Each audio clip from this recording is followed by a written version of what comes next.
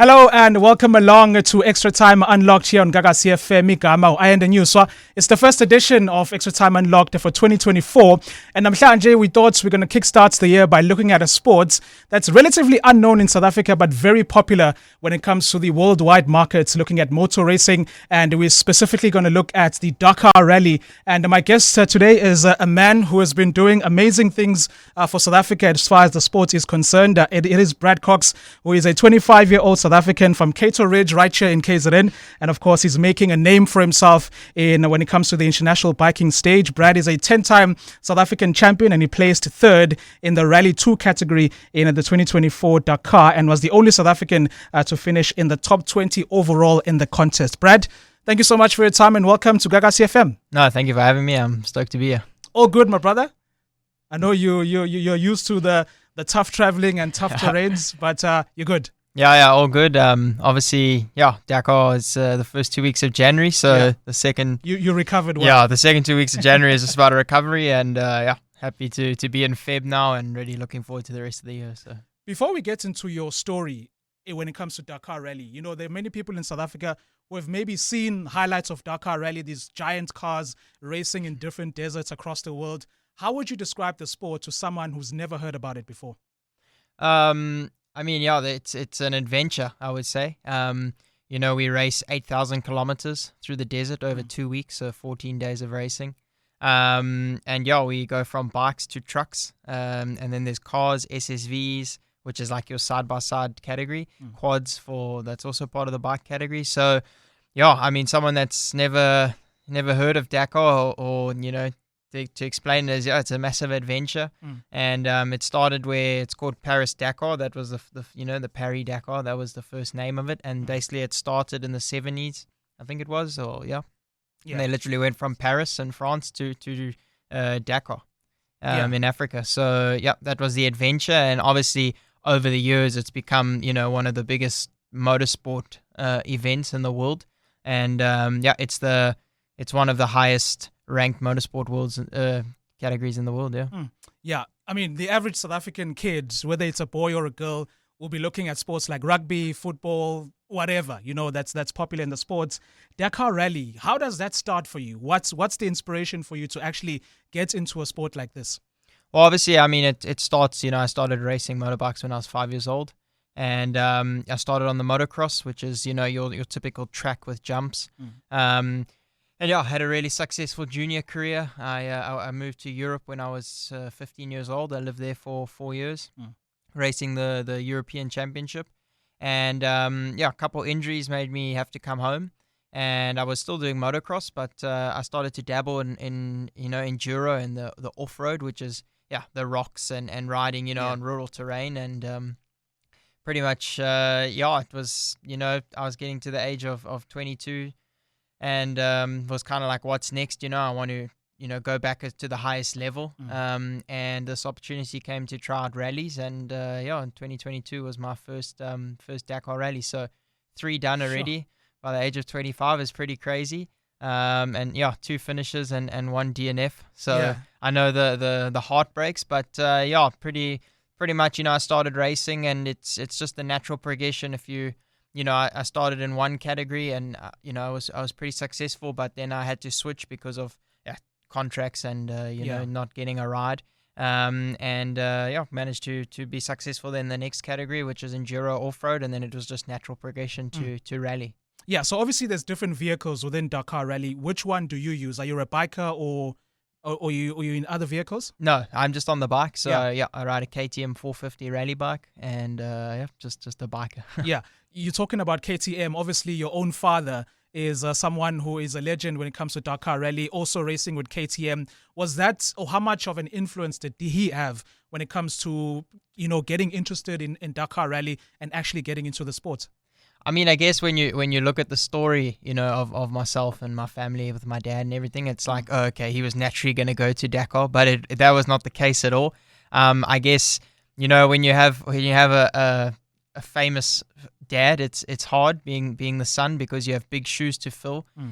So I try to make my own path with the motocross and that, and it went well, but eventually I realized like, hey, this is actually my calling, and let's give this the shot. And it's been really cool, and it's been cool to carry the family name and be able to do as well as, what he had achieved. And he got second overall, so I still got a little bit to go, but he really put South Africa on the map for rally racing, and I'm just trying to do the same, and keep the family name going, and try and be successful like him, because he achieved really amazing things. So if I can do that, then I'll be all right. Definitely. So I'm pretty sure the average South African can probably drive from Durban to Johannesburg, which is like 500 kilometers, and they'll be completely exhausted, like finished.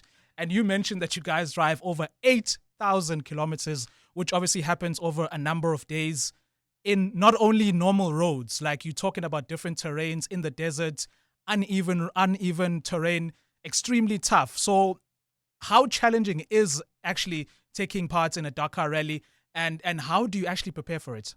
I mean, it's hard work. It's to explain it to someone, it's basically I got up every day at 4 a.m. And by 5 a.m. or 4:45, I was on the bike, and I rode from Pietermaritzburg to Pretoria every day. We did around 850 kilometers. Sure.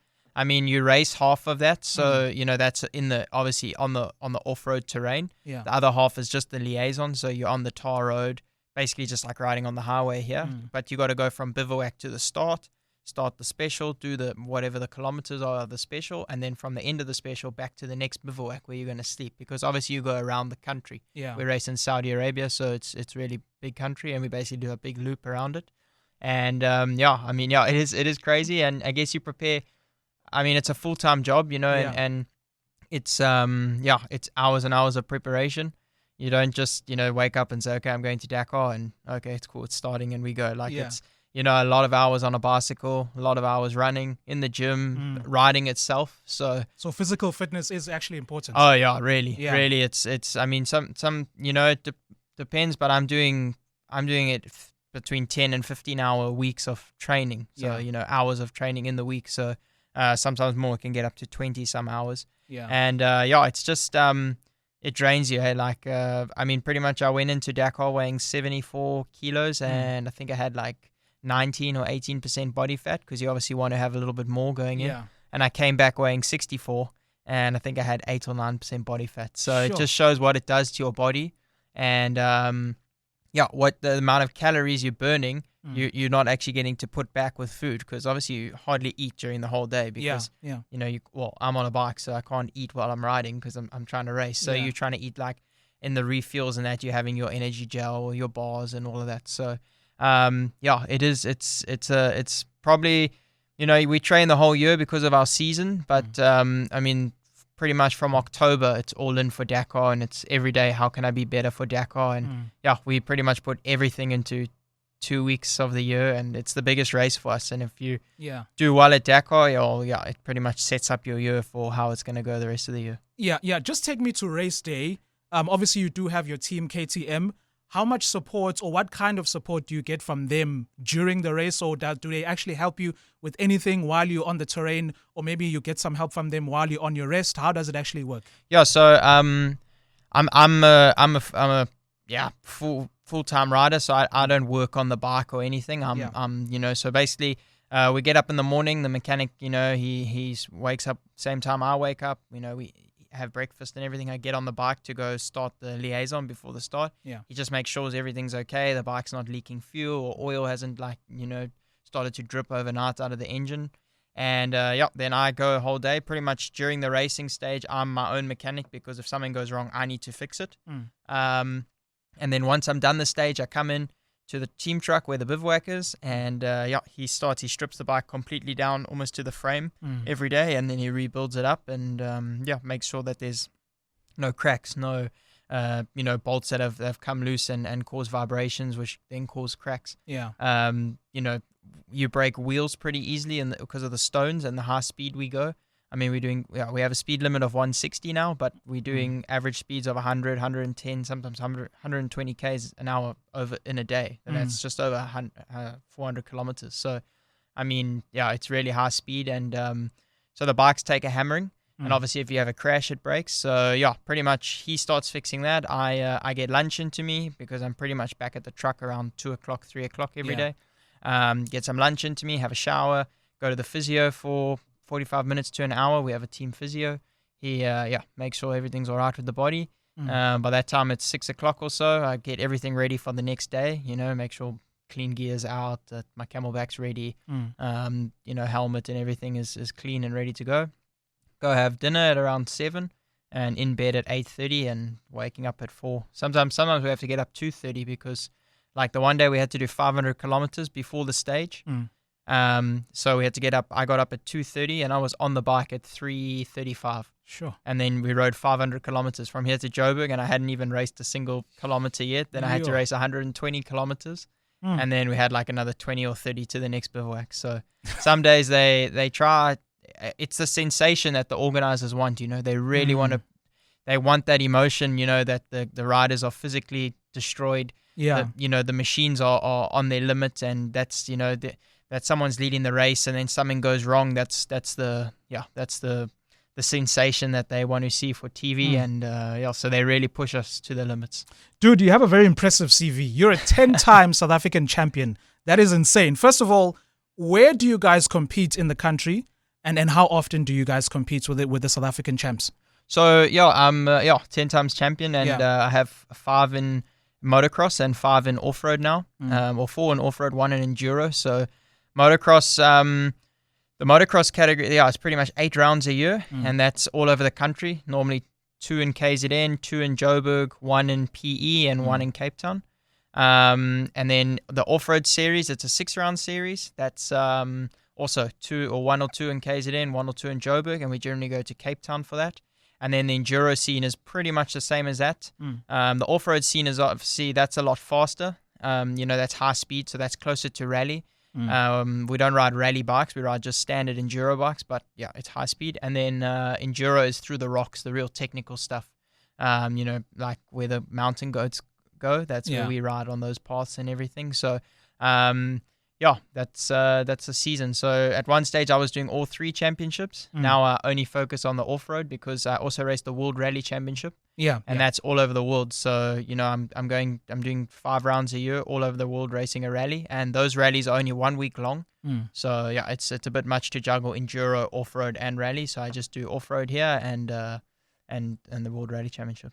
So you've done the Dakar already this year, and you in the Rally 2 category, if I'm not mistaken. Yeah. So how was that for you? How was that experience for you, placing 13th overall in the entire listing? How was that experience for you? Yeah, I mean, obviously I had quite big expectations coming into Dakar because I had a really solid end to the season of 23. My season didn't start off well. I crashed out day 1 at Dakar 23, dislocated my elbow. Sure. And that was me done. Day 1, I mean, done for all that hard effort in that, and bum, that was it. So it was quite a quick injury. I missed a round of the World Rally Championship, so kind of to be Rally 2 world champion was out of the picture. And I came back, at round 3, and just got my feet, got all the scaries out of that round. But then round 4 and 5, I actually managed to win in Rally 2 and finish 8th overall. So the goal was to try and be on the podium or win Rally 2, and I really wanted to be top 10 overall. Unfortunately, I made a couple mistakes the first week at Dakar, just navigation mistakes, getting lost, because obviously we navigate off a road book. We don't, not just following an arrow or a GPS. It's, we're doing cap headings and compass and compass bearing and the Odo. So I got a little bit lost, and I threw away some time, but the second week I managed to claw my way back nicely and really put some solid stages together. So I'm happy. I mean, 13th overall when so much can go wrong in that race, and to be so solid towards the end was cool. And to be able to get onto the podium of Rally 2, because at one stage I was a long way off in time because of the mistakes I had made. So that was also really cool. I mean, I think leaving the rest day, I was 48 minutes behind the leader of Rally 2 to even try, and I think I was 6th in Rally 2, and I managed to bring it within 5 or 6 minutes of the leader and get third. So was really happy with that. I mean, I didn't get the goals maybe I wanted, but I mean, I was really close, and I can't complain. What's the ultimate goal for Brad Cox when it comes to Dakar Rally? I know you mentioned that your father had a podium finish at his best. Is that something that you are looking to do? And how long do you think, or how far off do you think you are from a podium finish?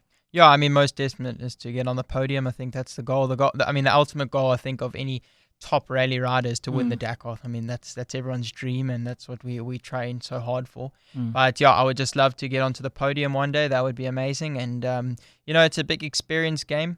It's really about age on your side. I mean, I think I'm 25, and I think the average podium this year, they were all over 30, 33, 34. So, I've got 10 years of experience, but obviously I don't want to take 10 years to get there. So if I can get there in the next 2 to 3, 4 years, I'll be really happy. But yeah, you got to take each rally as it comes. It's a super dangerous sport, and the risks are unbelievable. So, but yeah, the goal is definitely to get on the podium one day, the overall podium. And I mean, the ultimate goal is to win. And my really good friend Ross Branch from Botswana, he got second overall this year, and he's my training partner. He's like my big brother at the rallies, and to see that, for him to do that was unbelievable. And I was so proud of him because I know what it took, and I saw all his hard work. So it gives me also a little bit of fire under my bonnet, you could say, because I see him achieving that, and it really motivates me to try and do the same. And